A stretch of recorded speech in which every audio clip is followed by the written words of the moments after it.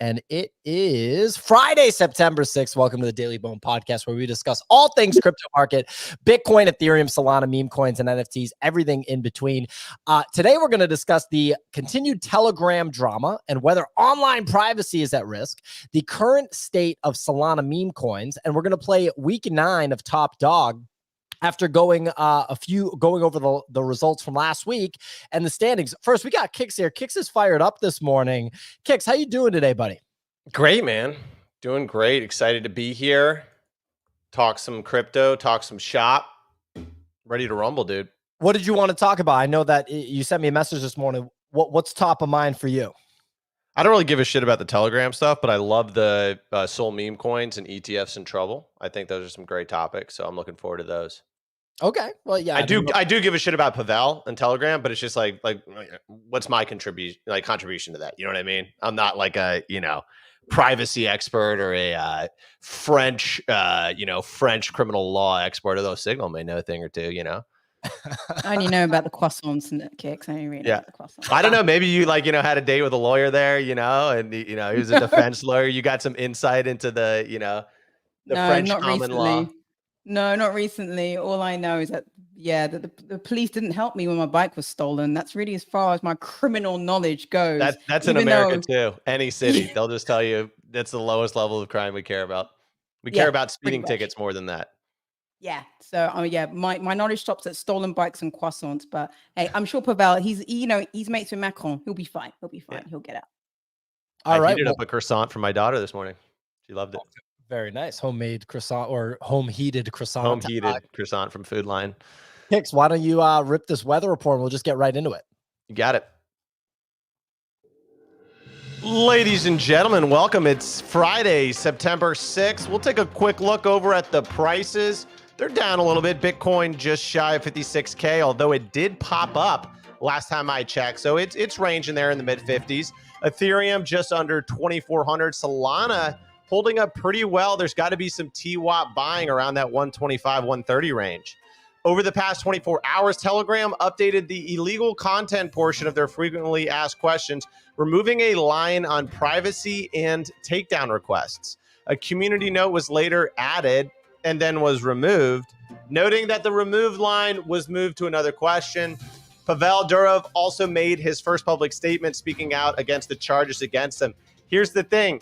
NSA, they like to read the messages. If you don't allow them to read the messages, look what happened to McCaffrey, whatever that guy, McAfee. Yeah, didn't make it, man. Anyways, next up, Robinhood settled a case against the firm for $3.9 million. The case was related to blocking consumer crypto withdrawals from 2018 to 2020. Probably none of that money will go to the people that got their crypto withdrawals suspended, but hey, at least a little ding on the wrist there. Last but not least, finally, more tokens are on the way as Eigenlayer announced their Season 2 airdrop. 86 million tokens are being distributed to stakers, partners, and the community. If you're in that community, enjoy some of those magical tokens. Back to you in the studio. Fantastic weather report as usual, Kix. We're also joined by Easy, still in Korea, correct? That is correct. Yeah, I'm leaving in like. You get some fried chicken? I have. They have a great fried chicken, I've heard. Yes, a lot of good things. I will say the Asian time zone is probably the worst one. I gotta say, big fan of the European time zone. Huge fan of the European time zone. You get the whole morning, afternoon. You're working. You're asleep by like 1 a.m. Asia time zone, you're working from 10 p.m. to about 10 a.m. You're sleeping from like 2 p.m. to about 9 p.m. because that's 1 a.m. You're a vampire. Yeah, dude. It's terrible. Dude, it's kind of like if you look at a soccer board, Easy, being an American, you're on attack. European, you're a midi. So you could be a defensive midi. You can be an offensive midi. You've got a lot of versatility. Usually the highest paid player, too, is that center midi is the center midi. Yeah, dude, and then in Asia's defense, yeah, goalie. Dude, like, name one good defender besides like Ibrahimovic. That's the only one. And that's because he headbutted a guy. That's it. Like, dude made national news. The alpha for South Korea is the skincare. So forget about the chicken. Yeah, so dude, I did a head spa. Best hit a head skincare spa. products in the world, and you can't even get most of them because they don't even export them. So that is the alpha. Just empty your suitcase, leave clothes behind, and packs good skincare goods. There you go. Yeah, That's so my we little did hit a tip. skincare place. Probably spent like $200 on skincare stuff. Got a head spa, so they cleaned my scalp. That was interesting. They steam it, and they go over it with like a microscopic telescope thing to show you just how bad it is and how your lack of scalp treatment is going. So there's that.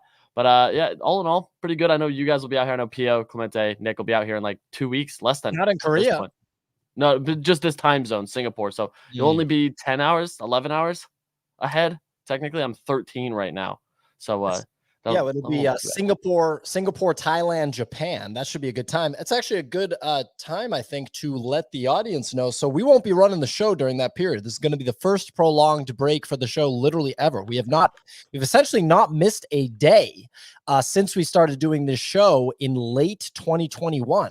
So from the 16th of September until the 30th. So the show will stop. The last episode of the show during this break will be on the 13th, and then it'll resume on the 30th. So you're looking at 2 weeks off, the week of the 16th and the week of the 23rd for the first time ever. So might as well announce that now. We'll obviously continue to talk about it. I'm sure it'll take a few conversations to get it across.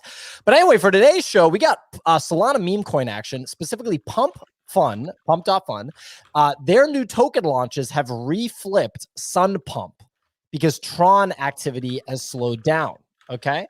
But Pump.fun's token launches have also slowed down considerably over the past 2 weeks. I mean, I don't know. What do you guys make of this? I think that this is just a product of, launching so many meme coins that now launching them is not profitable. And that's like the only thing that matters for meme coins. I don't know. Does somebody have a different take? I think that these slowdowns are just kind of like, baked in, and they should be expected. And when Bitcoin goes up to $90,000 and Solana goes up to $260 or however it plays out, the action will kind of pick up again. I don't know. What do you guys think? Easy, you're a big meme coin guy. What do you think? I'm still trading meme coins, like actively. Like there's still money to be made, but like the running joke right now is that 70K market cap on a meme coin is the new Binance listing. That if it gets off PumpFun and makes it to Radium, that's the new $1 million market cap. So like basically there's an acceptance that market caps are just significantly lower. There are some interesting statistics of, Ray, if you want to look at that top portion there, it does seem like it's starting to bottom out here, which is really interesting. And then I also have another Dune dashboard that I look at that gives some analytics on our partner BullX, which is a little bit more interesting to me because that's like who's actively trading here. So let me just quickly share this. Here we go. So I have this up as well. And you can actually see here, like we're starting to bottom out on this side where you can see we're getting back into these like start of the year June lows that we had. But even then, it's actually starting to slowly trickle back up from where we had only $100,000 in fees and total volume of about 11K. We're up about 13 million in total volume. Sorry. So we were at 11 million, up about 2 million more in total volume, slowly starting to trend back up. And this chart's way more interesting. The daily trades and users chart. So despite everyone saying like the trenches are dead, everyone's done, meme coins are never coming back, it just looks like it cooled off like any cycle. Like we were running insanely hot. We were averaging, this is just BullX data, by the way, 13,000 users and almost 300,000 trades a day. And at peak, almost 15,000 users and 300K trades a day. We're down to about 8,132. So user-wise, we're only down about 30%. And number of trade-wise, we're down about 60%. So it's not like completely barren, but I just think like people are kind of tired of the same narrative right now on what's happening and like where people are going, what the market's doing. But it does seem like we've bottomed out. So like if you are looking right now for what and where there might be opportunities, some of these like quote quality meme coins may be a decent option. Like we've talked about like things like MOG on ETH, which is at 250K market cap. You obviously have 250 million, sorry. With Pepe, some of these other ones that have like had some staying power. That's kind of the main thing that I look at is like, where does the staying power come from? And on ETH, you also have Ether Vista, which is like a new PumpFun competitor on ETH that's gaining some traction. So maybe it's just like a market shift more so than just like complete deprecation of meme coins. I don't think meme coins are going anywhere. It's the easiest path to onboarding a retail participant who sees a meme, thinks it's funny, and wants to bet on the longevity and the virality of it. Yeah, I it'll be- actually, yeah. So you go first. So I was going to say, and also as well, Easy, when you add to that, that liquidity is being spread around, because at the beginning it was only Pump.Fun. So that was the only place that liquidity could be concentrated. And as time has passed, we're seeing more competitors pop up across different blockchains and within the same blockchains as well. So I think you also need to look at that data as well, that you can't just look at one marketplace as sort of like the holistic view of what's going on in the market, because liquidity is now being spread in different places. I mean, Kix, go ahead. So what did you want to add? Yeah, I kind of disagree that I don't think meme coins are like a great onboarding ramp for retail. I think that was like a meme with Dogecoin, and I think that was partially definitely true with Dogecoin. But I think in this day and age, like thinking that like someone that's not involved in crypto is going to come in and is going to buy nub and have like a great experience in crypto. No, what's going to happen is they're come in, they're going to buy a meme coin, they're going to get eviscerated by all of the people that are smarter traders, by all of the people that know how to make money off of these things, and that's going to be their first taste coming into crypto. Like I think meme coins being like the front and center of this cycle is probably an issue. This is just my personal my take on it. But here's the thing: like, it is the core dynamics of meme coins any different than other sectors of crypto? Probably not. In NFTs, still like retail got wrecked, smart traders won, right? In most sectors in crypto, retail will probably get wrecked, smart traders will win. But like at least some of the value, if when stuff's going into gaming or stuff's going into these other layers, some of this value you at least think is creeping back in. The money is going to a dev or a team or a VC that's going to put money, maybe some of it, into something that's a net positive for this space. Whereas like all the people that cash out on meme coins, what are they going to do? They're going to go like someone's going to make a bunch of money on meme coins and go build something great? No, they'll probably just launch another 10 meme coin projects, right? And I honestly think it's a big turnoff for a lot of normal people for it to be front and center of crypto. I think a lot of people, if stuff like Chainlink or stuff like real world assets, right, where it's like, oh, we're digitizing Pokemon cards. I think there's a lot of normal people out there that have disposable income, that are smart investors, that see those sectors and are like, oh man, that makes sense. That makes a lot of sense to have a deed, have my real estate. I'm complete opposite as you. Yeah, complete opposite. Like I think like if you're trying to get like a 16-year-old incel into crypto, meme coins is probably the great on ramp. But I think if you're trying to get like a 28-year-old tech guy to want to come into crypto, he's probably going to want to buy like, what's the next sick game or what's an awesome infrastructure. Value. He's going to see real value. Look at what NVIDIA is doing, a company with real value going to the absolute moon. And people are seeing that, and then it's like, what's going on in crypto? And it's like, oh, people are trading poopy fart 69. It's like, does that really legitimize our industry? And the people trading it know it's going to go to zero. That's like the one part that like, well, I agree with Kix in the sense that normal people want real value. And when normal people got into NFTs, for example, which was a big retail on-ramp of the previous cycle, they didn't think this is complete bullshit. Obviously, all the people that said NFTs were stupid and never bought any, they thought it was complete bullshit. But the people that were normal people that came in and bought NFTs were thinking that there was real value here. They thought that they were buying the new art. They were art speculators. Your name, Kix, was sophisticated art speculator, right? Yeah. And that there was real value, that Beeple was going to be the next big artist, and buying his NFTs was like buying a Picasso early or something like that. They did believe in real value. Explaining to them like, so no, there's not real value here. And the trader guys that are participating in this, they don't think there's real value either. They also think this is bullshit. But because they like trading, they think they can buy it at one number and sell it for a number that's higher. That's not exactly a winning pitch to somebody that has no exposure. Easy, what were you going to say? I just think we're overcomplicating this. Like, you're talking that 26 to 30-year-old band. There's less, like, they are significantly more conscious of capital in general. And they're even more likely, in my opinion, to go and buy something like a Bitcoin ETF than anything that has to do with crypto, getting on chain, getting a wallet, and making those actions. You look at the Zoomers and the brain rot style of content, they're significantly more risk on. So for them to find the most risky asset, the gambling side, they're placing $5 parlays to hopefully hit for complete context too, I just watched some 19-year-old kid post a picture of a 27-leg parlay to turn 9 cents into 900K, and they're dead serious that they think they're gonna hit it. So like, there's this level of risk and inherent, like, as absurd as they can get, that goes down that risk curve that I think we're overlooking here. And I don't think that like you're sitting here and like, yeah, the retail, quote retail with serious capital. Yes, I agree. RWAs, DPIN, the data and infrastructure layer is significantly more interesting for real investors that have a longer term horizon. You're overthinking the Zoomer culture and brain rot culture that sits on TikTok and finds a meme that they think is funny and thinks this will continue to go viral and will throw $5 to $10 at it. And the ability for them I guess it's more so I just don't care about those people. And I think they're probably totally net negatives for society too. well- So if we're building apps for them in crypto, it's probably it's kind of like, you ever heard the saying, like, your 5 best friends are the reflection of who you are as a person. That's why I'm concerned about this cycle, because if that, like, let's look at like Fantasy Top, right? You played Fantasy Top. You liked Fantasy Top, right? To this day, still play it. And the Fantasy Top devs made a lot of money, right? But at least they like built something, and maybe with the money that they have, they'll go invest into other crypto things that could be legitimate, and or take that money to build more cool things. Versus meme coin devs, what are they doing?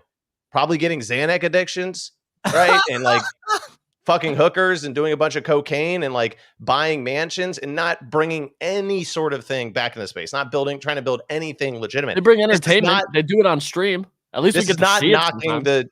This is not knocking the traders. I'm not knocking the traders at all, because once again, I think you could have traded NFTs the same way. So I'm not knocking the traders at all. I'm not knocking the PumpFun devs. In fact, yesterday I said that I thought that was one of the top 3 most innovative products. I'm saying more so making meme coins the front and center. This is what crypto is. I think is terrible for the industry, because I go around and I talk to people all the time in real life. They definitely ask about Bitcoin. They definitely ask about ETH. They all think meme coins are an absolute joke. And I get that there's some people that don't think meme coins are an absolute joke. I'm just saying my own personal opinion on it is that I just think that you can't even like make a fraction of like a value thing, even on other things, like where the project doesn't work out or whatever. At least you can say, hey, they tried to build something. It's like, yeah, okay, what are they doing? They're cooking up dank memes. Hopefully that gets factored into the GDP. Yeah, real quick, one comment. First of all, meme coin devs are not buying mansions. They're either gambling the money or buying the drugs and the other things that you were talking about, Kicks, not mansions. Second, Easy, I totally get what you're saying with the kind of gamble culture. And in the United States now, gambling is so baked into everything. Like when you watch any sporting event, gambling is just hardcore integrated. DraftKings and FanDuel and all these sport books, they literally sponsor like every single sporting event. So the whole country is becoming degenerate gamblers. And in the past half decade, I've kind of seen it even with my own friends from high school, where when we're watching a game now, people have their phones out and they're placing bets during the game, or they have a live bet going on during the game, and that just wasn't the case 10 years ago. Like, it just wasn't. Having said that, if you're expecting that exact audience to come into crypto and gamble on meme coins, which I totally understand why you would say that that's possible, you need the user interface to support it. And I don't think that we have a user interface that supports that yet. I'm not saying that it won't come. We're getting close, though. You have Moonshot approved on the App Store with Apple Pay onboarding to buy basically any meme coin. So that's way easier. The other thing is, like, you don't have these meme coin purchases happening outside of like Coinbase and Crypto.com, because that's the easiest on-ramp for sure. But I think like the other thing Kix is talking about is like this onboard of new participants. There are no new participants this cycle. Like, look at basically there any could of the definitely data. be if there was more legitimate things going on. Well, the other thing is that last cycle in 2020, I'd argue we'd be in the same spot in terms of new participants. I was a new participant buying Bitcoin from March of 2020. Now in September at this point, I had been buying it, learning it. Michael Saylor hadn't even gone on his run yet at this time in 2020. None of my in real life friends were into Bitcoin at this point at all in 2020. It wasn't until the December run from 10 to 30K that it really got onto their radar. So I'd argue that I wouldn't even expect new participants yet. I know you were getting into like Zed Run, or people getting into Zed Run and NBA Top Shot right around now. It was December. It was December 2020 when Top Shot came out. even later. Yeah, December 2020 was the first packs you could buy on Top Shot, and I know that because I was one of the first 1,000 users on that platform. Because you could go buy a pack, leave for hours, and not have to wait in a queue to buy another one. Like, it was the only time you could do that was early December 2020. But I agree with you there. Like, initially, I thought we were in a bull cycle. I thought we were moving. Based on the data alone, we're not. Like, that is the easiest way to put it. You don't have an onboard ramp, like an on-ramp of new participants. You don't have an influx of new capital. There's literally just traditional finance that basically was the driving factor to push Bitcoin to a new all-time high. There was nothing else from that. I mean, if you look too, the market is getting a little interesting from a macro standpoint now. They're basically saying we're going to need a 50 BPS hike because of the 50 BPS cut because of the data we just got from payroll and the revision on top of that. So they're now basically saying like it's the lowest job data we've had, the lowest number of new jobs, the biggest revisions for jobs that have supposedly people have gotten. All of those signs are like confirming what PO you've been saying, what I've been like kind of reiterating is that we've been in a recession for an extended period of time. And the US government just doesn't want to admit it, largely because it is an election year. Like you never want to be like, yeah, we're in an election, because that'll basically just destroy the sitting president and the incumbent party from being able to have a fighting chance. Because it's like, oh, well, you ran us into a recession. Why would we re-vote for you? You know? But we're now seeing 50 BPS decrease, up from 33% just yesterday to 38 after this data. I think that's going to get much closer to like 45%, and will come down to some of this other economic data that we see throughout the week. I was just going to add as well. No, I think what Kix is saying, I think he's right in that meme coins aren't a great sort of advert for the cryptocurrency industry, and that this is a new way to bring people in.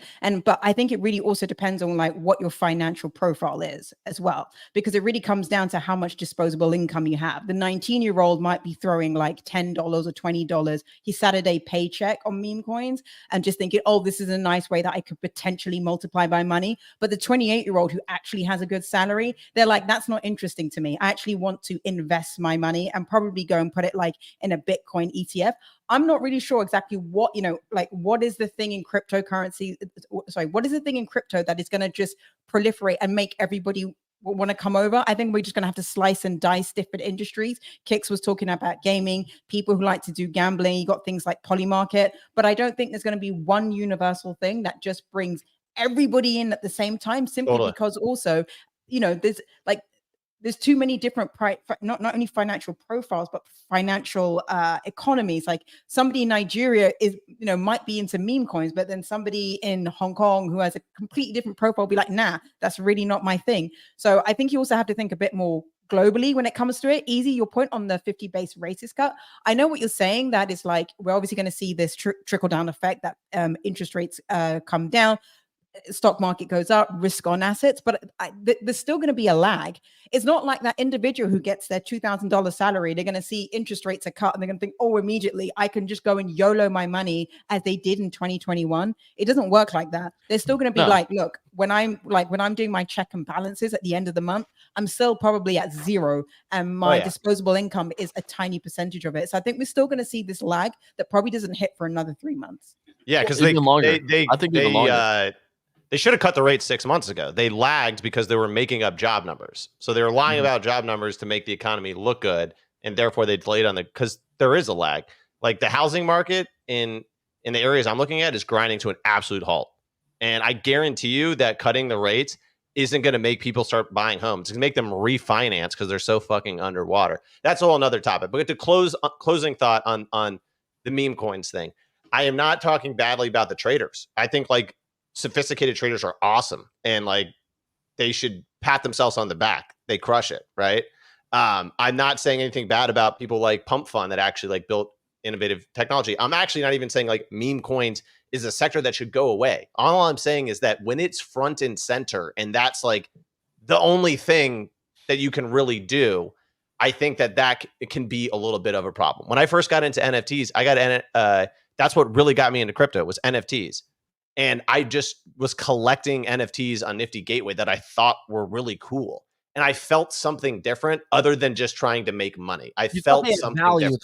You thought they had value. You thought Mad Dog Jones could be an important artist. Well, and I just felt like this makes sense. NFTs make sense to me as a technology. Like, I think this is actually like a super valuable thing that like my grandchildren will like exclusively look at, like, you know what I mean? As like in a store, like a collecting kind of thing. Like I believed in it. I made money off of it, but I also fundamentally believed in it. Maybe it's my own personal biases. I think it's a lot harder to like on the meme coin side, like fundamentally believe in it as like a technology. I definitely agree that it can be sort of like a cultural expression, right? And in a social value. So once again, I just want to emphasize, I'm not dunking on the entire industry or anything like that.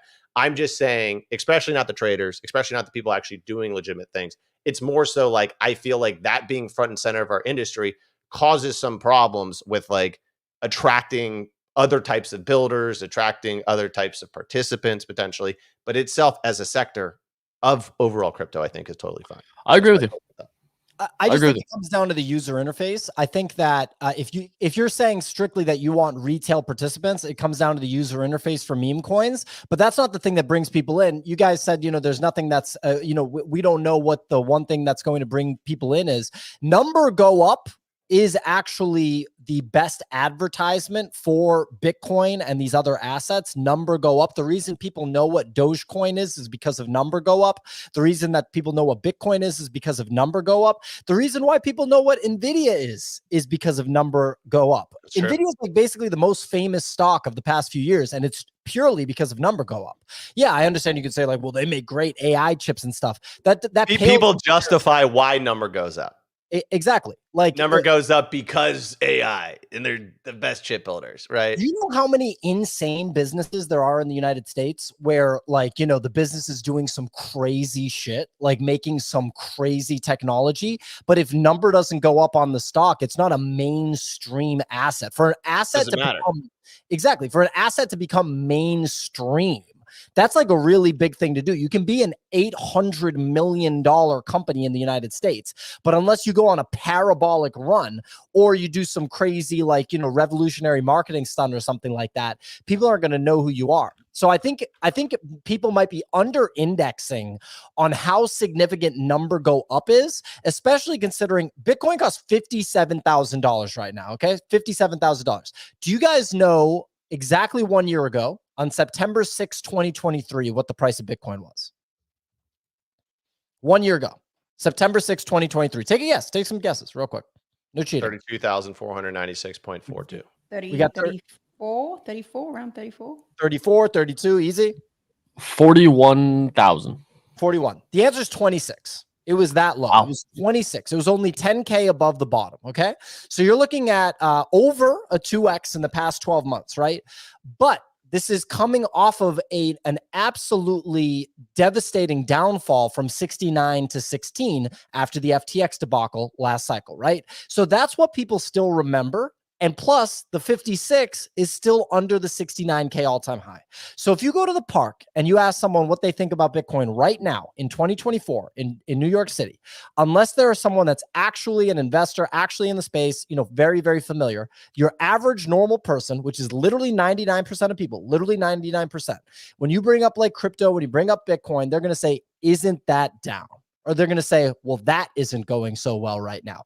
That's where we're at right now. When Bitcoin blazes through 100K and it's like $110,000 for a Bitcoin, and Solana costs $380, or however much it costs, $440.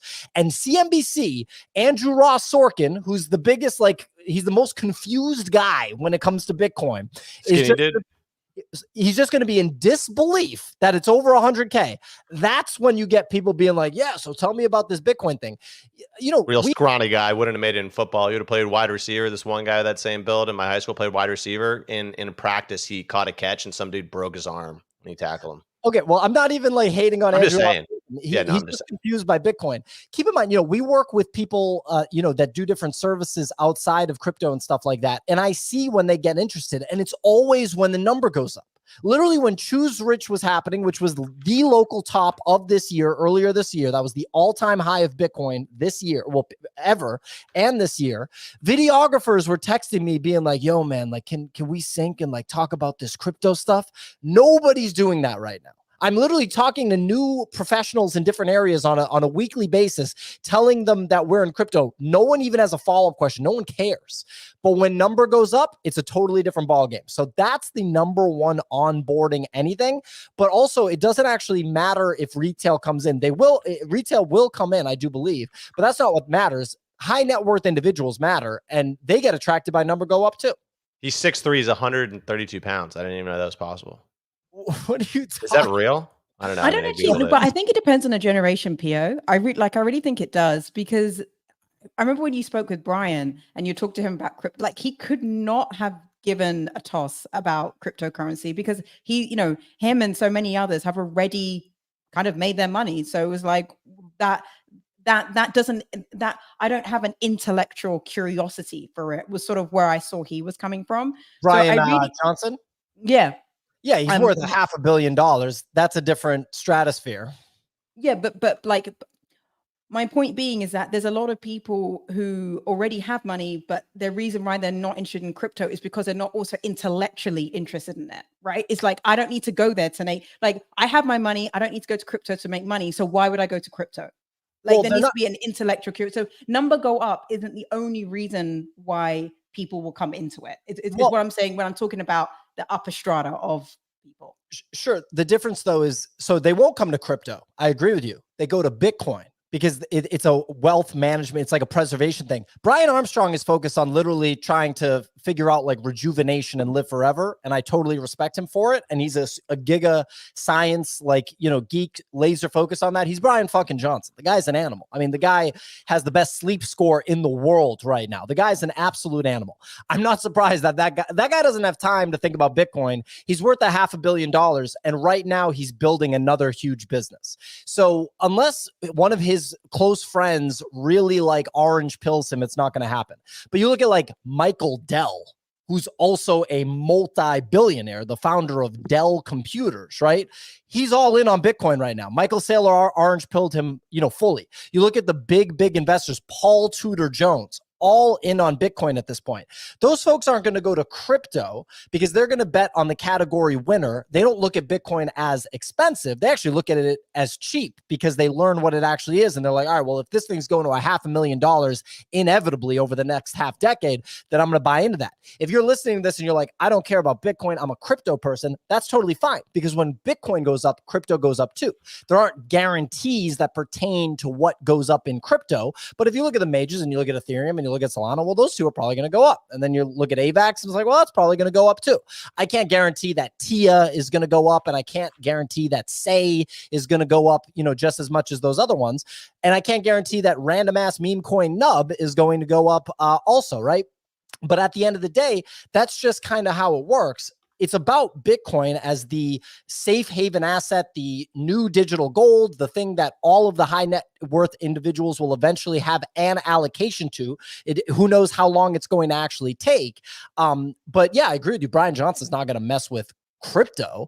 He'll eventually have a Bitcoin allocation because his wealth manager will be like, we need 1%. And then 10 years later, the wealth manager will be like, actually, we're really bumping this up to 5%. And then before you know it, we'll have, over the next X number of decades, Bitcoin will be 30%. Who knows how it goes? The portfolio structure is going to change over time. And when you have a decentralized asset that's not beholden to any country, that's not beholden to any individual, there's no key man risk, no CEO can die and Bitcoin goes down, nothing like that. If anything, people dying with Bitcoin is bullish because then their coins are locked up, right?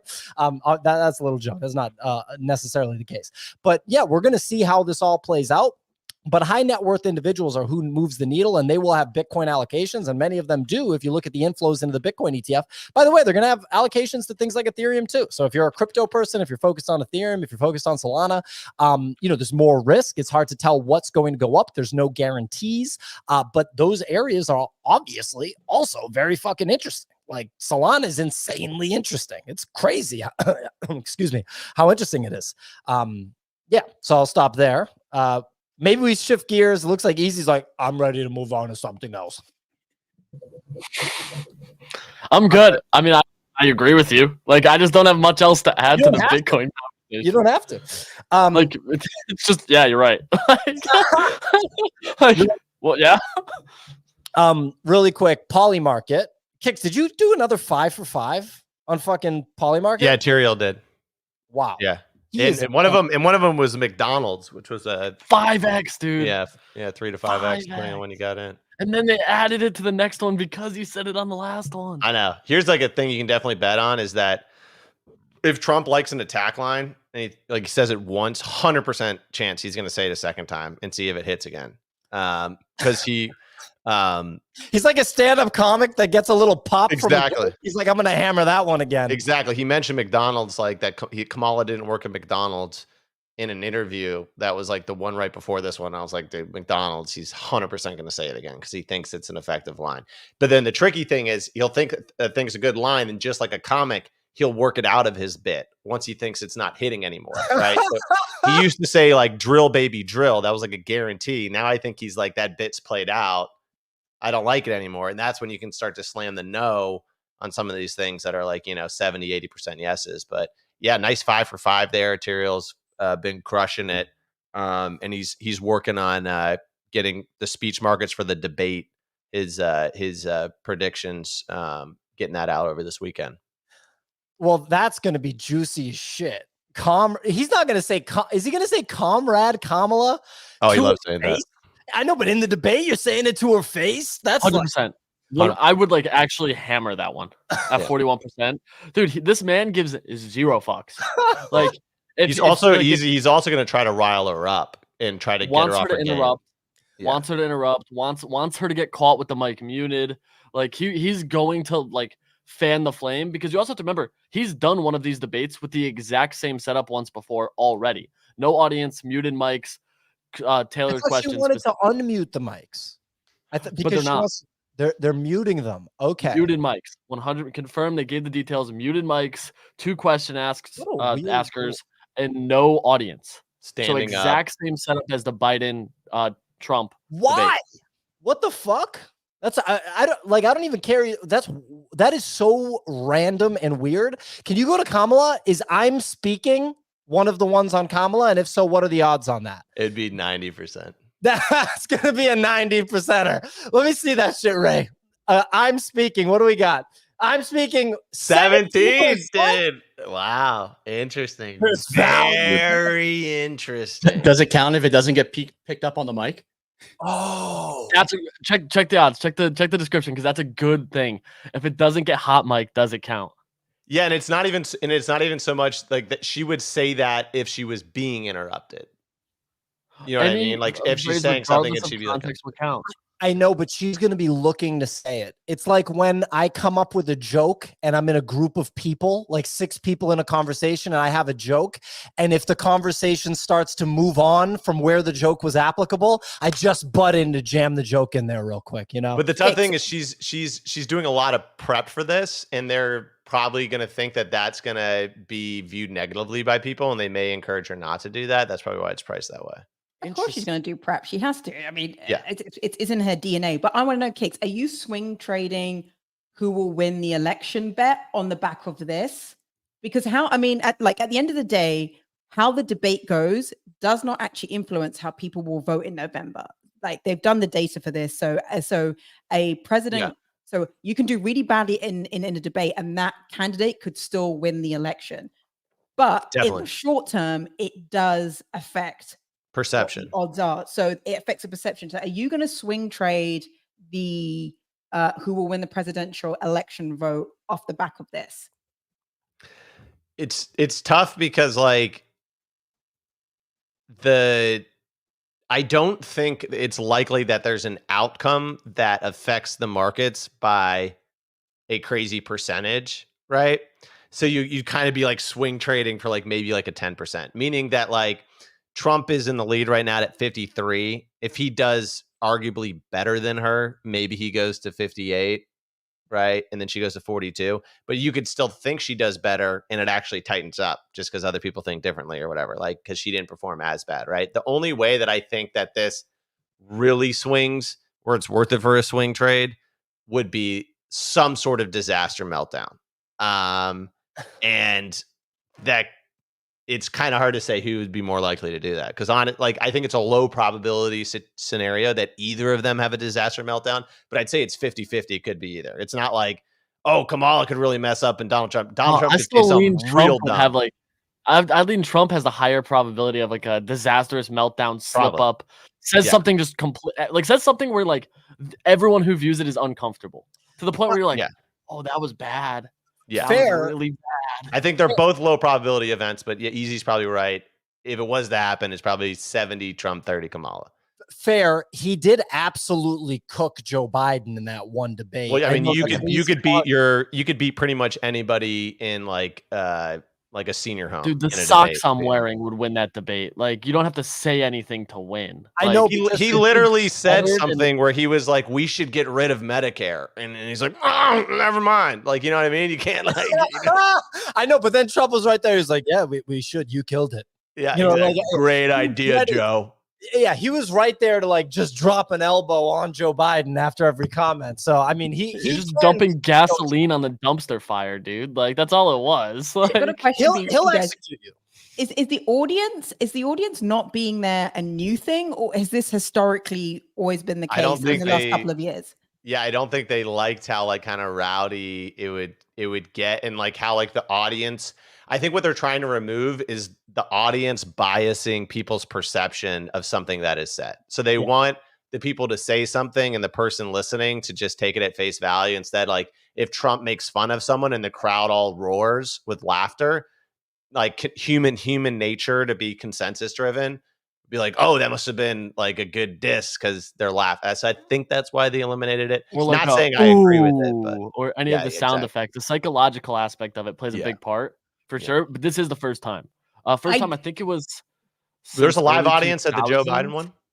No, that was the Okay, first you mean time. this is the first year. cycle? This Yeah, year, okay. this election cycle is the first one. I think since I Yeah. want to say 2004. Pio likes the McDonald's, or is that Ray on the controls? Ray Yeah, likes that's right. McDonald's. That's right. McDonald's, huh? Wait, because he's gonna From you never Kamala. worked at McDonald's. She's a liar. She never worked at McDonald's. Look it up. It took about 10 minutes of research to find out she didn't work there. Oh, Wait, he's so taking she's Kamala to say McDonald's. He's taking She's Harris says McDonald's. Oh, that I wouldn't take that one. I wouldn't take that either. I'm not I think surprised. I was looking at the no here. The no seems interesting here. Right, like free money. Definitely. Ray's just leaving so fast. You can stick around for an extra few moments, Ray. You don't have to just run and hide. Yeah, next time I'll stay up here a little longer. I feel like the Trump team is going to be better at this because he's done this before, and I feel like he's going to probably be really good at psychological warfare. Like, be the kind of team that turns up late, that just keeps the Democrats waiting. Like, I'm sure there's like little tricks, like in boxing this happens. Like, you can be like, if a player is fighting a much bigger name, the bigger name can basically turn up, like not whenever they want, but they can definitely be late. They can make excuses, and then it basically makes the little player have to wait around for the big player, and then that puts the little player on edge before they have to go and walk out. And I definitely feel like because Trump has already essentially been president, has Master already of done that. this, I think that their team are going to have some psychological tricks to like just Oh, make her feel nervous before she goes in. My money is on Trump to win this. What words I still have to figure out, but I think he's going to kill her in this debate. You're totally right, Signal. Conor McGregor used to show up late for press conferences when he was facing like, normal guys, and he'd show up late and then he'd come through with like a fur coat and sunglasses. He's got a huge pop from the audience as soon as he walks on stage late, and he grabs the mic. He's like, "Don't worry, I'm here." Like, so, everything explodes. I can't do an Irish accent. I just, I revert to UK. But anyway, okay. Will Iggy Azalea win the celeb coin debate at Solana Breakpoint 2024? What are the odds on this? Because we were talking about this yesterday. We don't have odds yet. This is a 40% chance. It says it right there, right on the chart. 40% chance that she wins. Who is If I was- determining a win? So they do have judges at the debates. They'll determine a winner and a loser. I'm fine with that.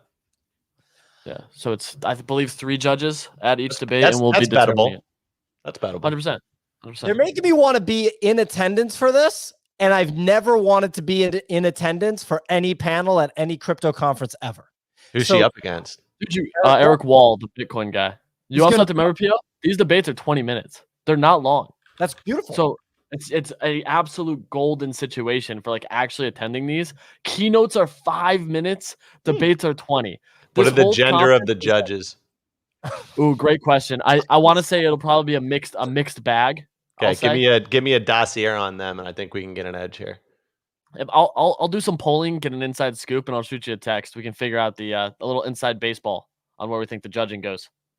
We're having political commenters come out of the woodwork. I feel like this is a first. We've had commenters after the fact, anytime Nick talked about relationship stuff, where people would come through and be like, Nick is not man. And, we suspect it was Nick's ex-girlfriend. But I don't know if we've ever had like the political thing where we're just talking about Trump and Kamala, and people that have never commented on the show before come out of the blue with like paragraph long things hating one candidate or the other. So that's some interesting stuff. This is by far, I have to think, the most highly anticipated debate. Easy, what other debates are happening there? Do we have a list of those? No, this is the first one. So I anticipate we'll start to get more over this next week, just kind of like gap week as they drive anticipation. But right now, this is like the main one. I want to say this will probably be like one of that quote headline days that we get. There's a Solana versus ETH debate as well that I want to say Mert is on. But don't quote me on that, which will be interesting. It's going to go hard. Yeah, die hard for it. And he's very sarcastic, so I think that'll be a very enjoyable one to see too. I think they're really going to crush these. I think Mert's position. Correct me if I'm wrong. I think Mert's position is that Solana is like better than Bitcoin in the sense that like it's not. It feels that way to me. So he's obviously a diehard Solana guy, but he just thinks Solana's tech is the best for actual use cases, like people building things. Exactly. It's not like a crazy take, but he doesn't think it's like the best store of money. He thinks if anything, Solana's overpriced. And like he's talked about things like that because it's like, how do you drive adoption when fees go up and costs go up of transacting? Like, I think the foundation should send him like a $2 million grant, because I think him being one of the faces of the Solana ecosystem was a huge net win, because he definitely 100%. made me respect the tech and just how it was all built more, just with the way that he described things and explained things on Twitter. One thing he does it in a very good way. Like, it's not just intellectual. You read it and you're like, damn, there's a lot of big words in there. But and he knows how to clap back, but he's not like demeaning, or he's not like weird, One thing real quick that needs to be kept in mind when you think about, this debate is that Iggy Azalea is Australian. I said this on the show yesterday. Australians have that dry wit, and they can get you. So don't be surprised if she's actually pretty sharp when it comes to that. Real quick. Also, Pierre, just add as well, winning a debate is not about winning the debate on intellect or even what your content is. It's how the audience feels about you when you are when you finish speaking. So Eric, while he's extremely smart, if he comes across an asshole and Iggy comes across, say, less smart but more charming, she has won the debate. So this is way more about personality than it is about how smart you are and how you present your ideas. And this is why, like Trump and Kamala, Trump can win simply on charisma. Iggy can win simply on charisma. It is not about content, which is why I disagree with D, Brizzle, and Terry. Hey, look at this skinny mate over here. He couldn't even drink a Foster's beer without throwing right up. We're safe this week. We can talk in Australian accents without Clemente here. Well, I got to watch that one back and see what the hell he did. They've clipped the part. Does he go Jamaican on accident? Because sometimes I go Jamaican. No. He's stuck very Australian, but there was a certain situation he may have stated that was going to occur with Nick. And it was way over the line, man. Let me tell you. Like, if we actually had an active HR team. Phenomenal. Yeah. We got to. Is he suspended? Yeah, he's suspended. No, there's an internal investigation. Real quick, I need to see this. Come on, So here we go, guys. We got 4 minutes. Okay. Well, maybe we play it at the end, but we got 4 minutes here. So this is Top Dog, everybody's favorite segment. It's a little contest-based segment. Put it in my butt. I haven't been on it in like 3 weeks, so I've missed this game. But anyway, check it out. So week 8, last week, first question was higher market cap at the start of Friday's show, Tron or Ton, or Ton. And it looks like for Tron, we had Ray, Clemente, Ellie, Mr. Yellow, and Greeny. For Ton, we had Nick, Easy Kicks, T-Ward, and Ghost Skater. So anyway, look, long story short, we had who is higher on the fantasy top rolling 7-day leaderboard, Nick Clemente or Easy. That's an interesting one. Nick ended up winning. That's very interesting. It was very close. Clemente flipped Nick 2 minutes later, so it was very, very close. And then for next one, number of punk sales over under 60. It was way under. It was 35. Next one, does Hawk Tua girl Haley Welch launch a meme coin? The answer is no. And week 1 NFL season opener, who wins, Ravens or Chiefs? So a little bit of NFL, little football stuff for you. Chiefs was the correct answer. So if you look at the standings, we got Bo Doggo's Will, Bo Puppo still on top, not only with the highest score, but also the highest win percentage. So he is absolutely cooking, 71%. With a 29 score. Big shout out to Ellie.jpg all the way from Brazil in second place, 23 points, 66%. Easy's right there. He's at 54%, but he's been participating. He's got a score of 22. Ray, Nick, and then Greeny. Big shout out to Greeny, 63% conversion there, 20 points. Ghost Skater right up there. Then we got Clemente Kicks, me, Signal, Roy in the audience, Mr. Yellow, and then T-Ward. So week 9 questions. Let's get into this right now. Will Donald Trump say, I love it, Ray. Will Donald Trump say Comrade Kamala at the debate on Tuesday? You guys influence me. I guess I'm going to say yes. I don't know. That seems like a lot for him to just say it to her face like that, but yeah, I don't know. That's what I like about Trump. He didn't grow up like the kids today where they troll online. He grew up where people had to say it to your face. So I'm going to say yes. He's going to say it to her face. I'm going to say no. I think that's a decent bet. He's like 80. Kicks? Yes or no? Comrade Kamala saying it to her face. I'll say yes. I was Googling to say if he called Joe Sleepy Joe during the debates. I didn't get clarity there, but I'll just go with yes. Yeah, I was gonna say I don't think he said that. Like just going off memory, I'm gonna go with no. Yeah, because often they try to they like he'll say it at a rally 100% if he's saying it in front of like a huge audience. But I don't know. He could definitely. He's trying to I think he's trying to attack her harder on some of these policies than maybe Joe Biden. So I think it's possible. Did he call Hillary crooked Hillary to her face? Oh, that probably. He told her she's going to go to jail in a debate. Remember that in 2016? All right, fuck it. I'm rolling with aggressive Trump. I'm saying with the yes. Why not, dude? Okay, so we got everybody. By the way, this is probably the last time he runs for presidency. Yes. So he's going 100%. If he loses, he's going to not do it again. But if he wins, he's done 2 terms. He's done. Like there's no shot he runs again. Exactly. Yeah, he's old. And then maybe we'll get JD Vance in there, crypto bro. We are recording audience responses. Okay. So Ray is looking at the comments. Anyway, number 2, highest crypto punk sale in the next week, over or under 45 ETH. What's the floor right now? So the floor is 28.2. We had 2 large sales this week. Just in the last few days. A zombie and an ape both sold above floor, 240 and 620. Outside of that, there's only 1 sale above this number here at 45. I'm gonna go under. Under. You're saying 7 days, no 45 ETH. I'm gonna go under. I'm gonna think it's a quiet week for CryptoPunks. If you're telling me that there was a zombie and an ape sale last week, and besides those 2, all we got was 145 ETH, I'm taking under. I'm betting there aren't going to be zombie and ape sales this week. These things don't trade that much. I'm going to go over. And I'm going to go over because I think that a nice little hedge here is if ETH dumps by 20%, then it's easier to get above that ETH price because you price it in ETH. So I'm going to go with over. Okay. I'm going to go with under. They've been consistently selling, but there haven't been too many sales over 45 recently. So I'm going to go say under. Okay. I think we're going to see a random mid-rare sell for 50 or maybe even a hoodie a little bit below that super premium. So I'm going to take over. Okay, there you go. There you have it. In the audience, you can write your responses, ladies and gentlemen. Ray will record them. It looks like you recorded Ellie, Mr. Yellow, and he will record more.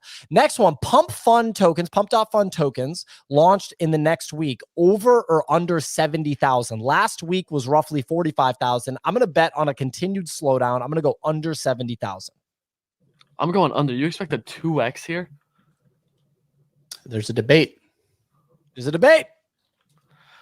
Yeah, but I'm going under 70K. Ray, when was it 70K last time? I don't know when it was 70K last, but I'd say like it was probably 3 weeks ago was the last time it hit that. 2 to 3 weeks. Over 7 days. No, I'm going to go under. Okay. What's the bet again, mate? Sorry.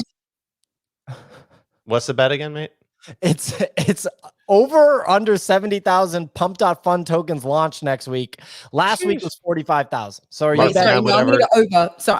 Sorry, mate. Sorry, Keeks. I'm going to go over actually. No problem, mate. Because I remember Easy was saying a couple of weeks ago, I can't remember what the event was, but I remember him saying that there were like 16,000 meme coins launched in one weekend. And it wasn't that much of a big event. I can't actually remember what the event was. So I think Ray is right. Well, mate, I'm gonna tell Easy whatever he does, mate. Whatever Easy says, mark me down for the same, mate. All right. Real quick, moving on. And I got a meeting right now. I'm literally in the meeting on this screen. The person might join. They haven't joined yet. All these people are just booking. I'd fire that person. You're in the meeting and you're still on another call, and that person can't even show up on time. It's not somebody in the organization. It's an external. I'd fire the relationship. Okay. Anyway, these are New York filmmakers. It's, they're flaky. Par for the course. 1,000%. You got to remind them. They literally book meetings and just. Oh, sorry, bro, man. We woke in bug. It was Friday. We went. We got some egg shaza. Yes, literally, yes.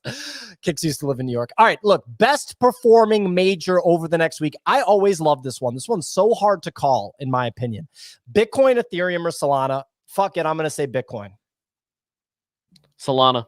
It's so tight on the 7-day. Yeah. I'd say Solana. I think there's T-Whopping at 125, 130. Sig? I said Solana last time it died. I'm gonna go with Ethereum. Go with like USDT, USDC, maybe. I'm gonna go with Ethereum. I mean, it's doing so badly. At some point, it needs to come back. Yeah. Could you do Tether? Is that illegal? Imagine you bet Tether and finally the fraud case comes out and it just collapses in real time. I was gonna do Sol, but I'll switch over to ETH. It's been so bad for ETH, especially on the ETF front. I think anything could move it. Maybe it's time that we see a little bit of movement. Maybe we have hit bottom. Ethereum will go up. It might not go up as much as other things. All right. So anyway, last one. Toss up. Ask the panelists. Run back Clemente versus Nick. Just Clemente versus Nick on Fantasy Top. I mean, we can throw Easy in there too, but he wasn't very close. Sorry, Easy. Oh no, it's completely accurate. Fuck it. Let's just do Clemente versus Nick head to head. They're similar heights. They're 20 years apart in age. I didn't know Clemente was that short. I always thought he was taller. No, they're both like 5'4". Never met Clemente. You've never met Clemente. Wow. He definitely holds himself up well. I imagine him being about 6 feet tall. No, both about 5'4". Oof. About 5'4". That affects a lot of things. They're not 5'4". That's like Tom Cruise territory. Clemente, get in your voice real quick. Clemente versus Nick on Fantasy Top. I'm gonna go. Come on, I gotta go with my guy. I gotta go with young Nick. I'm gonna be helping him get these impressions. I gotta go with Clemente. I think the Olympic medal videos were phenomenal. I'm just expecting that, you can't always hit a home run. So I'm expecting some singles and doubles out of you guys this week before your next home run. So I'm going to go Clemente. He's going to do something weird, Australian accent, put it in on mate, something like that. Boom. So I'm going to go Nick because his videos have been really funny recently. So I'm going Nick. Dude, look at Alfalfa going at Clemente for his social media strategy. He goes, Clemente messed up with his new Twitter strategy and his ranking plummeted. That's a burn right there from Alfalfa. He said, yeah, fuck your optimization. I've seen son. Wow, I did not know that he was going to give it to him like that. The social Crapaholics right there. That's crazy. That's crazy. I'm going C-Dog. Give me Clemente. I'm riding with Clemente here. Mr. Yellow. He says, Clemente just talking so much crap.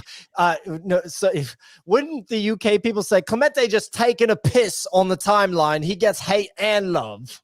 Yes, I'm going to have Clemente some of them, smoke a spliff and live stream it, dude. Taking a piss. Isn't that the verbiage? Yep, taking a piss. Yeah, some of us say that. Not all of us, but some of us do. But yeah, he has been taking a piss on the timeline. That's for sure. Look, it's neck and neck on that one, but I think Nick just catches it by the end of next week. Yo, look at my man Rick the Ruler comes in rocking a this profile picture was an interesting one that happened mid bear market. I forget what it was called. But Rick the Ruler just comes in and just goes, Nick, not funny at all. I'm just like, all right, Rick the Ruler, Jesus. I mean, good God. Like, he's not funny. Nick also isn't on the show today. Also, I think his arm rehab is ending, so a little bit more free time to be creative. So you got to factor that in. Yeah, I'm going to take Nick as well here. Following up here, Clemente was top 20 on Fantasy Top for weeks. He changed strategy this week and fell huge. If he switches back, he'll climb again. Wow, maybe we should be hiring you, Alfalfa, for optimization strategy for social media. Oh my goodness, look at this guy just talking about that. Jose Madojo said, do I think that he's back in the 1800s? No, I've just met Mr. Yellow, and that's how he sounds. He's got that accent. I'm nailing it perfectly. Signal can attest. Sorry. Clemente is going to be listening to that Drake song. I cannot attest because I haven't met Mr. Yellow. You've nailed the accent, just not Mr. Yellow's accent. Mr. Yellow is just like, mate, it didn't go well today. I'm sorry to tell you. Go kill kangaroo for the barbecue. He sounds Australian then. Sorry, Pierre, but he sounds Australian, not London. I don't know about that. We got Australian fans in the audience. I don't know. No, been a little bit more proper. You come from the South, Warden. You ain't proper like us up here. He's saying the accents from 100 years ago. Jose is spot on. Your top hat looked quite nice today, mate. All right. Anyway. All right. Let's get out of here, guys. Yeah. Friday, September 6th. That's the show. We'll be back on Monday, 9 a.m. Eastern time each and every week. We do the show Monday through Friday. Every weekday, 9 a.m. Check us out on Apple and Spotify podcasts, wherever you get your podcasts. Also, check us out on YouTube. Hit the like button, hit the subscribe button. Yells a chimney sweep. Send me a text. I was thinking the same thing Mary Poppins said when I was trying to go. Hey, sir, can I have some more? Yeah, exactly. There's more poise. All right. Anyway, catch you guys. Have a great weekend, everyone. Catch you guys next week. I'm ending the YouTube stream, right? You can wrap it up. This guy never showed up for the fucking meeting. All right. See you guys.